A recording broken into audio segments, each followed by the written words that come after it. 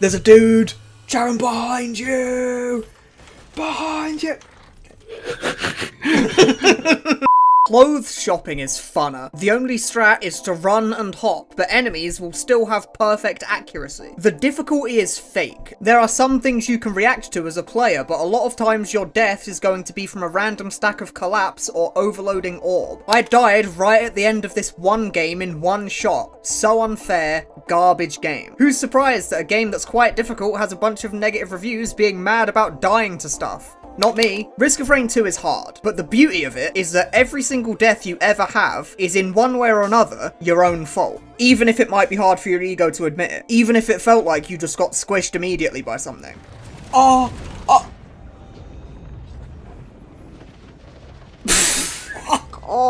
It was all your fault. The game gets harder and harder the longer your run goes on, and eventually, enemies can one-shot you just like you can one-shot them. So the later your runs go, the more careful you have to be, assuming you aren't already so strong that everything dies literally instantly. The game forces you to play smart and have good movement, because without it, the enemies will eat you alive. And it is true that you can die incredibly fast in basically one hit, but if you die, the blame is always on yourself. Well, at least most of the time it's on yourself. Because this man... I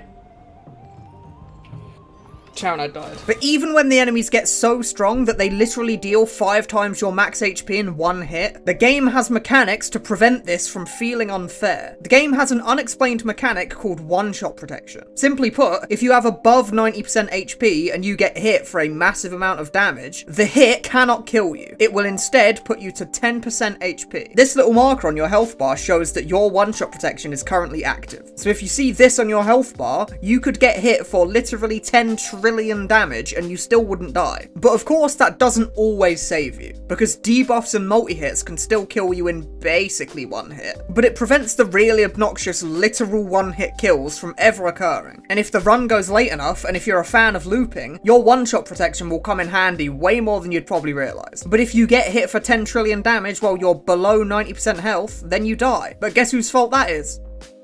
Yours.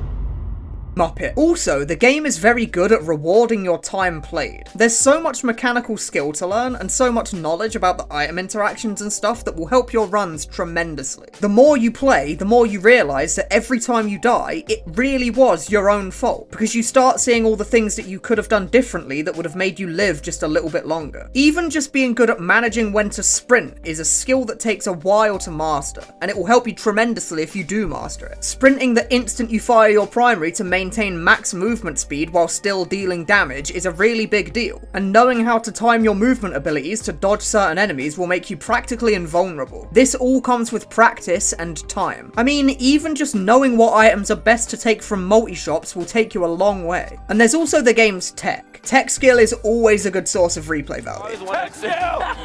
Like how Captain can fire his primary faster if he shoots his M2 between shots, or how Acrid can attack really fast if he sprints between each melee hit, or how Mercenary's dashes can push flying enemies to make them take fall damage against walls. What?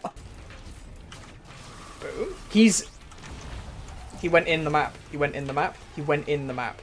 He's out. He died though.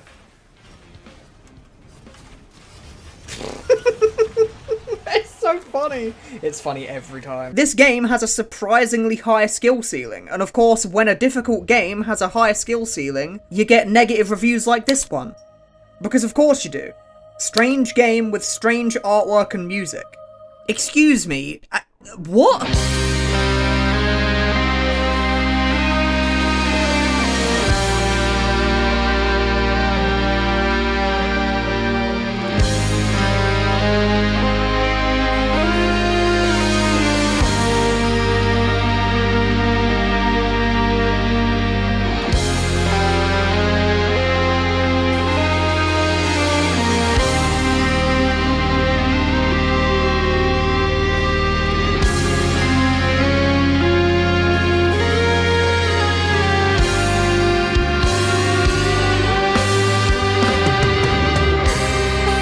There's no way that me and this player played the same game. There's literally no way. The game looks incredible. It uses relatively simple textures in a creative way to make visuals like this work. And the music? There's no way you're having a go at the music. Risk of Rain 2's soundtrack is probably the best soundtrack to any game ever. If this was just a standalone prog album, I would probably listen to it. You know what they say, don't you? Chris don't miss. I've been telling people for a while, Chris don't miss. You can say you hate the game all you want. You can even say you think it's ugly. But saying you hate the soundtrack is like saying you don't have ears. What do you even talk?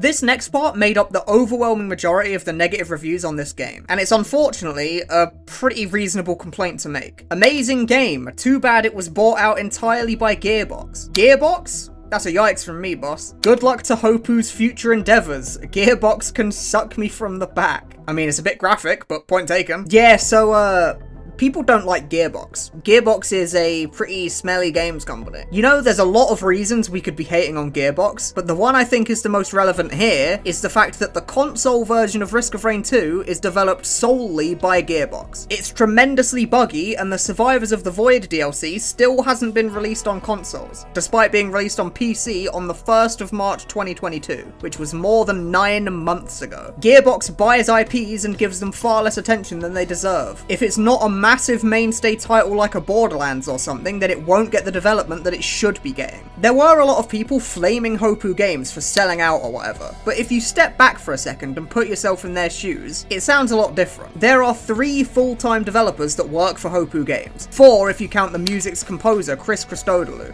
Gearbox will have offered a massive amount of money to buy the Risk of Rain IP, split amongst a maximum of 4 people. This is probably generational wealth for them and their families, and they were offered it on a silver platter for the small price of having to make themselves a new IP instead of working on this one. If you were in their place, you would take this deal in a heartbeat.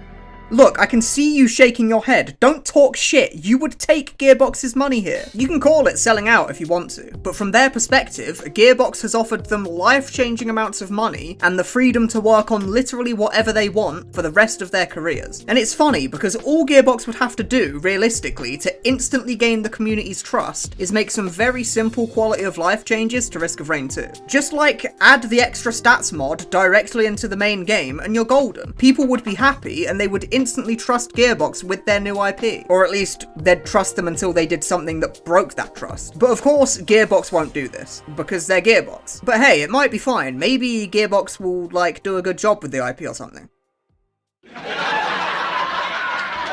Oh my god, this review has to be my favourite one. Wait. Really easy for your friends to leave you behind if you want.